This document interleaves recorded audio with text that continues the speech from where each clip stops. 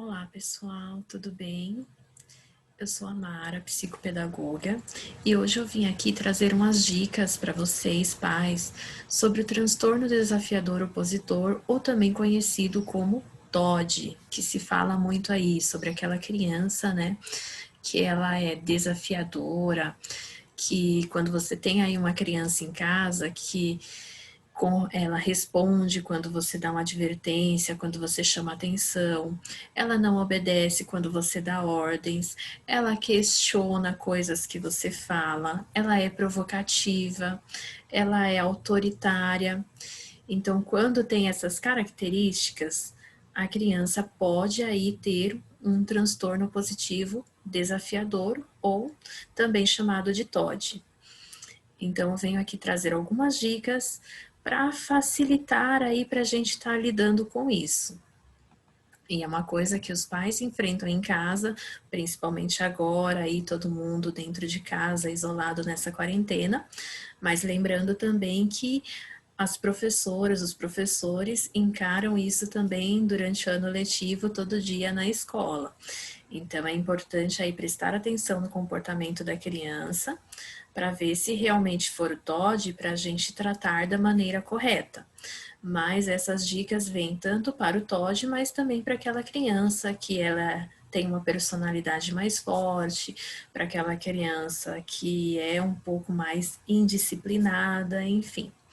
Então, primeiro lugar, caso você more com o seu cônjuge, seja o seu namorado, seu marido, sua esposa, sua namorada, sempre procure manter conversas respeitosas. Então, evita ter aquelas briguinhas, discussões, se exaltar na frente da criança. Primeiro lugar, porque é aquilo que eu sempre falo. Nós somos o espelho, todos os adultos são aí a referência, né? E as crianças vão reproduzir o que a gente faz. Então, se a criança já tem uma tendência aí de ser mais rebelde, então se ela vê, se o adulto pode, por que eu não posso fazer também? E sem contar que ela é muito esperta. Então é um dos argumentos que ela pode usar futuramente, quando ela vai brigar com o coleguinha, quando ela gritar com a professora, ou gritar com a tia, ou com algum adulto. Mas você também faz isso com meu pai, você também faz isso com a minha mãe, por que que eu não posso? Então, sempre lembrar de manter aí esse ambiente calmo, saudável e evitar qualquer tipo de atrito, discussão na frente da criança. Violência e agressividade em nenhuma hipótese. Então, às vezes você acha, vou aí dar uma palmada na criança para ver se resolve, mas acaba piorando a situação, porque daí ela vai acabar reproduzindo isso no coleguinha na escola, no priminho quando ele for brincar.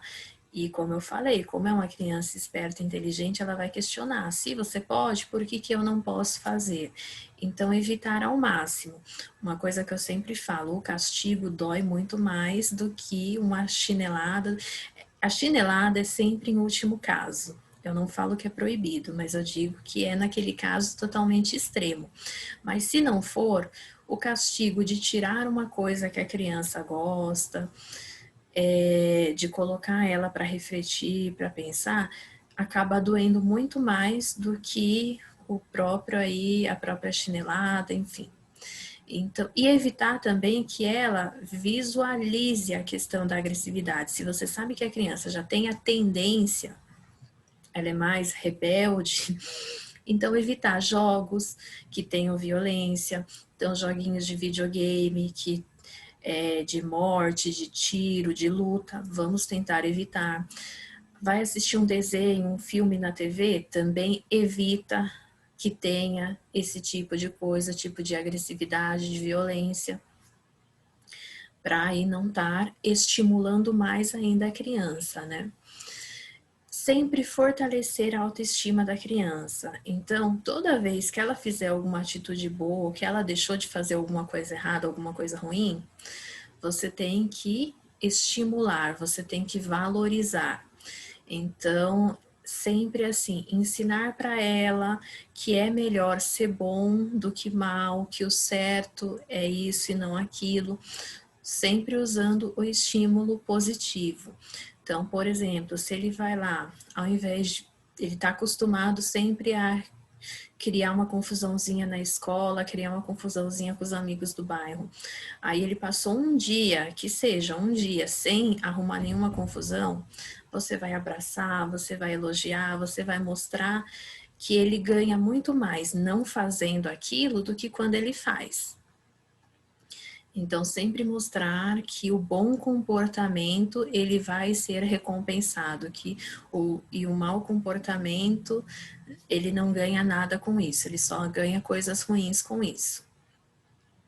O diálogo é essencial para todas as situações.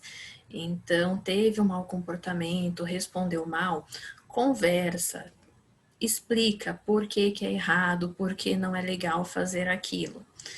E uma coisa que acontece muito também é porque quando a criança ela começa a aprontar demais, ela acaba virando aquele bode expiatório, né? Aí tudo que acontece, por exemplo, lá no bairro, a criança está tão acostumada a aprontar, arruma briga com o amiguinho, tá jogando bola, quebra o vidro da vizinha, enfim, que daí tudo que acontecer, vão falar que foi os amiguinhos já botam culpa naquela criança, o pessoal da vizinhança já imagina que foi ele que aprontou, foi ele que fez, mesmo quando não fez. Então, por isso, o essencial é o diálogo, porque se você começa realmente a jogar tudo de ruim em cima da criança, ela vai ficar mais revoltada ainda e vai ser mais complicado ainda. Então, aconteceu alguma coisa, não teve comportamento legal, respondeu a mãe, respondeu o pai, senta todo mundo, vamos conversar, deixa a criança se explicar o porquê ela fez aquilo, mostra para ela que é errado, porquê não pode, porquê não é legal, e coloca ela para refletir, coloca para pensar, se for o caso, como eu falei, dá um castigo, vai ficar uma semana sem jogar, vai ficar uma semana sem assistir o desenho favorito, coisas desse tipo. E outra coisa que ajuda muito é a prática de esportes e atividades, que elas induzem a criança a um conjunto de disciplinas, assim como o trabalho em equipe, né? Cooperação, dinamismo, aqui, principalmente essa questão da disciplina. Eu indico muito artes marciais. Aí eles falam, mas a criança já é agressiva e vai fazer uma arte marcial, não vai piorar tudo? Não, porque lá eles focam muito na disciplina. Então, a criança aprende realmente a seguir disciplinas e regras. Então, ela sabe que qualquer coisinha que ela fizer de errado, ela tá fora ou ela tem uma punição por isso. Então, ela vai aprender a seguir regras. Assim como também a questão da natação, que ajuda a acalmar. A gente tem aí hoje em dia também que está sendo muito usado com as crianças, a questão do yoga, que também trabalha tanto a disciplina, quanto a calma, quanto a questão física. Então, aí qualquer tipo de esporte vem para ajudar. Por quê? Porque além de tudo isso, o futebol também tem a questão da disciplina e também tem a questão do gastar energia, que quando a criança gasta energia, ela já dá uma acalmada. A criança com energia de sobra, ela só falta subir pelas paredes, né? Então, também é outra coisa interessante. Então, praticar esportes. Pode ser sair fazer uma caminhada, pode ser andar de bicicleta, mas desde que a criança esteja aí gastando energia e se puder colocar ela para treinar um esporte, melhor ainda. Também a questão do advertir com sabedoria e calma. Então, muitas vezes você perde a cabeça, vai lá, chacoalha a criança e grita com ela, e aí é mais complicado, piora tudo de vez. Porque você tem que, na verdade, falar com sabedoria com essa criança. Porque toda criança, como eu falei, é muito esperta. E a criança com TOD mais ainda, porque ela observa tudo e vai usar isso como argumento. Se você pode chacoalhar ela, se você pode gritar com ela, por que ela não pode te chacoalhar de volta e gritar com você de volta? Então, não, é um momento de calma, respira. Como eu falei, diálogo é a chave para tudo.